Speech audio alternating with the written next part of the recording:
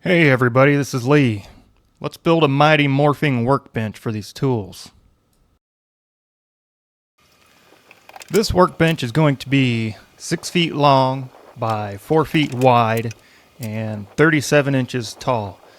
37 inches because that's what other cabinet heights or countertop heights are in the rest of the house and the garage, and I like it. That works well for me.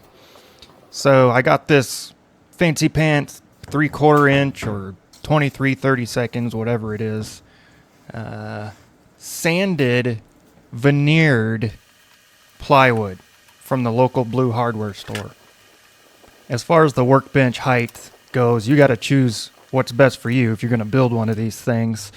30 inches to 37 inches is pretty standard, so you just got to see what's comfortable for you at a standing height. I go ahead and grab the handy dandy extension cord that's on a reel from the ceiling. If you don't have one of those, I highly suggest it if you can finagle it. It's great for pulling a power supply out to the driveway where I'm working here. And I like to cut these boards down to size before I even pull them out of the truck. It makes them that much easier to maneuver and to deal with. I go ahead and use a 2x8 or whatever that is plank as a straight edge just to help me out a little bit, to cut a nice straight line across there. I'm cutting that down to 6 feet long. I also highly recommend, if you got something you can stick underneath of your cutoff piece right in the middle. Look how well that works. It gives you a lot of control with just one hand to catch that cutoff piece without it getting away from you and doing tear off, tearing up your good piece that you're keeping. Here we are returning from the local Orange hardware store on an evening run to grab some more lumber. That's going to help us build this workbench. I hope I bought enough wood glue. Yes, that's foreshadowing. And I believe this Craig tool is going to come in pretty handy. It was designed with 2x lumber in mind, so we're going to put that to use. Whenever I sit down, it seems like a putty cat shows up. I had 3 pieces of that 3/4 inch plywood to cut, so here's the third one. I switched to a different saw guide there because it seemed a little straighter than that plank I was using. I also tried different clamps just to see what, if those spring clamps would be sufficient to hold that, and sure enough, they did a good job for what I wanted them to. It's a beautiful day outside on this portion of the video, so I took advantage of that to do a little shop cleanup. Got it, all that dust loosened up, and move as much of that out as we can when we can. I'm throwing this plywood down on top of 2x4s to make it easier to work on. I'm using my straight edge here to see what kind of a flatness situation we have going on here. One of these pieces that I'm using is a little bit bendy at the corners, not perfectly flat, but laminating them together, I believe it's going to make them pretty well behaved and nice and flat the way we want them to be. We are going to mark to have a screw for clamping force every 6 inches because that's what Google suggested. The dusty thermometer lets us know it's a good day to have the garage door open. I determined that I wanted a clamping screw 1 inch away from the edge of this glue up all the way around. So that's what I did there. I've got to make sure I'm using the most ideal screw type and length for this situation. I do not have quite enough of these ones here. I'm now going to space these pieces of plywood out in preparation for some pre-drilling. I wanted the best gripping screws possible for this to resist them tearing out when I clamped them down. They needed to be 1.25 inches in length, and the beefiest ones I could find were some number 10s, so I went ahead and grabbed them, and they were a little bigger than the number 8s that I had, so I went ahead and used them. Here I'm just doing some testing of the pre-drilling and seeing how those screws behave when I drive them in. I wanted to see how much tear out I had on the back side when I did drill those holes. So the goal here is for the screws to slip through the first board and spin out there, but to grab and clamp down into that second board, and that will accomplish what we need it to in the glue up. I've got that depth gauge set to the thickness of the second piece of plywood that we'll be screwing into, and that showed that our screw is not too long where it'll poke through and ruin our worktop. We're currently looking at the bottom of our tabletop. And here is where we get to pre-drill approximately 117 holes. All right, now we're going to prop this thing up and sand it down to clean it up. There is very little tear out from the pre-drilling. And we'll take some of these factory stickers off of here, get those out of the way. Just get rid of everything that's going to impede a maximum grip adhesion of our glue. And from what I understand, YouTubers don't like watching a whole bunch of boring sanding, so I'm trying to blaze right through these sanding scenes. This is all just surface prep, as we're going to be applying wood glue to these surfaces and sandwiching these whole entire boards right together. You want to see something cool? Imagine the dust cloud if I were to empty this thing into a trash can.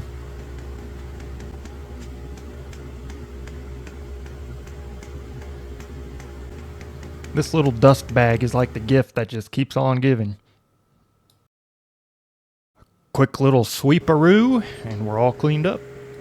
Now we're going to surface prep with some, I think that was 99% isopropyl alcohol. This is all about getting our glue job to stick absolutely as well as possible. Old white cotton t-shirts are actually in season at the time of this recording, so here I am. I've been able to hunt one down. I'm field dressing it here, preparing it. In case you hadn't heard, these things make fantastic rags. And here's our surface prep alcohol rub down for this board. There I am trying not to fall off my stack of 2x4s. I guess I wouldn't be a good gymnast.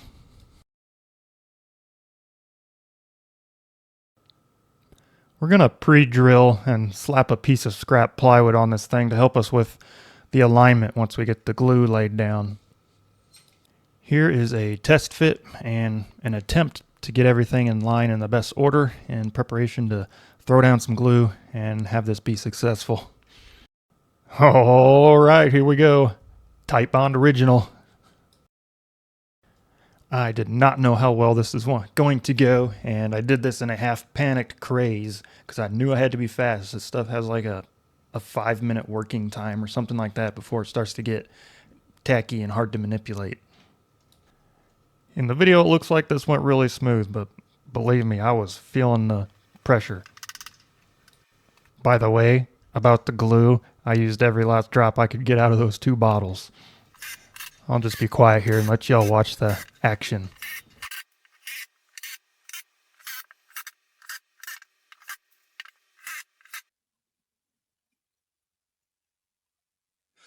Well, that was intense.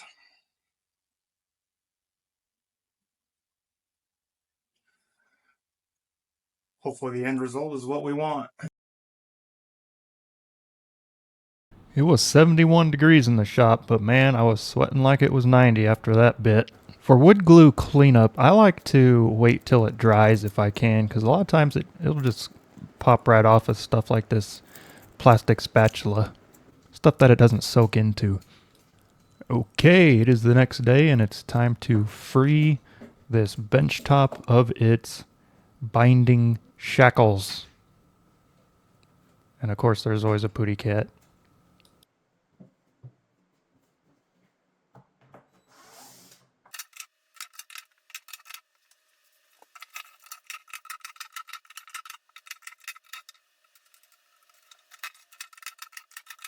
Next I wanted to cut a couple pieces of the framework for the bench top. The miter saw needed a new blade, so we went with the Makita Max Efficiency, as recommended by the Project Farm YouTube channel. Make sure you unplug your saw before you work on it if you can.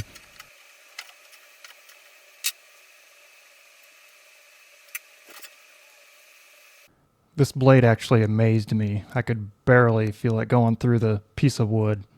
I try to remember to mark all my pieces with my blue pen so they're easy to identify later and not to cut them up on accident for other pieces.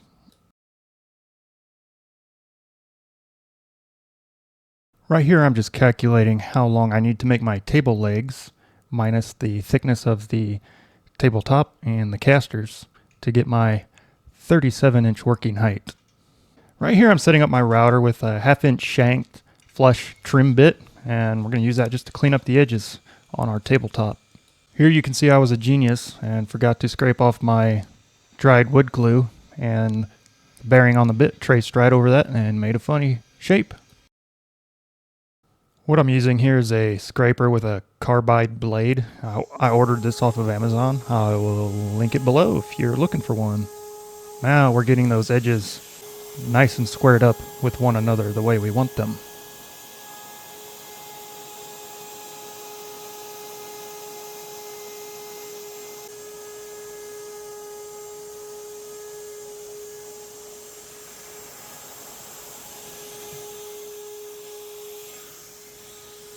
The next order of business here is to get our layout drawn down here on the tabletop or the bench top, exactly where we want our power tools to reside. It ended up making way more sense to do this before continuing the cutting of any framework for this bench top.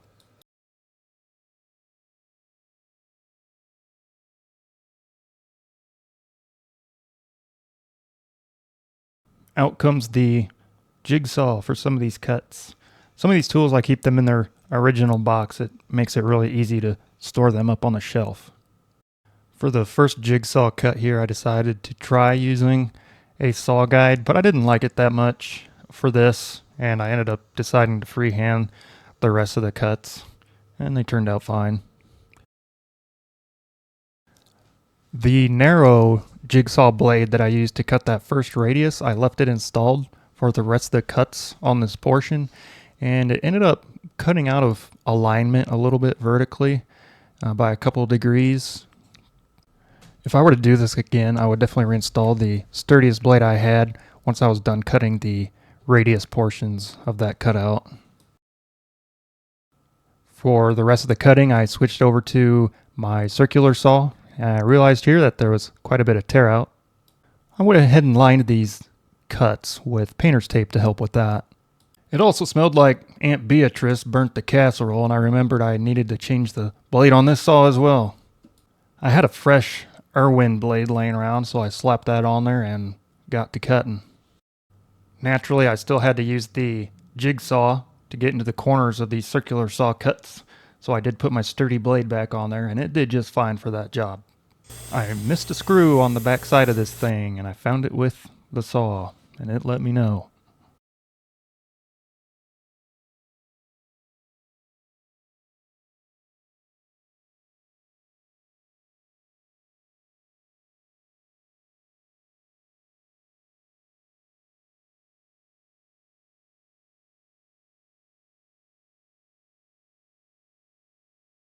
If you ever wondered what a perfectly cut in half screw looks like, there you go.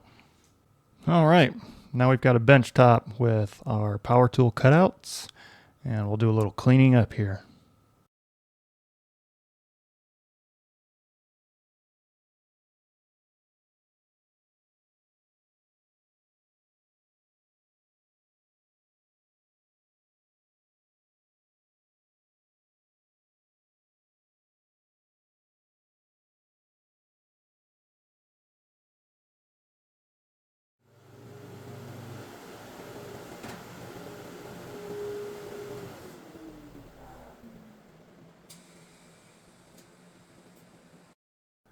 All right, here's a mock-up of what we've got so far with our bench top, and it looks like everything is going to fit exactly how we want it to. I've just got this propped up on some items that we had in the shop to get a feel for this, and that is right at our 37-inch work height, which is perfect for me. I'm 6'1", and I really like the 37-inch bench height. Your wants and needs may be different on that. Our router table fit right in there the way we wanted it to, and as well as our 2 saws over there. So in the next part of the video, we will get this thing framed up and on some legs and a base, and it's going to be pretty great. Also, that miter saw portion right there is going to be a flip table. So we'll be able to flip that saw, the miter saw, in and out of use, and have a readily available workbench surface there when the miter saw is not in use. So that should be pretty great. That's going to do it for today's video. To see how this build turns out, be sure to tune in to part 2 next week, and hopefully we'll have the rest of this build ready to show you. As always, feel free to like, comment, and subscribe for more.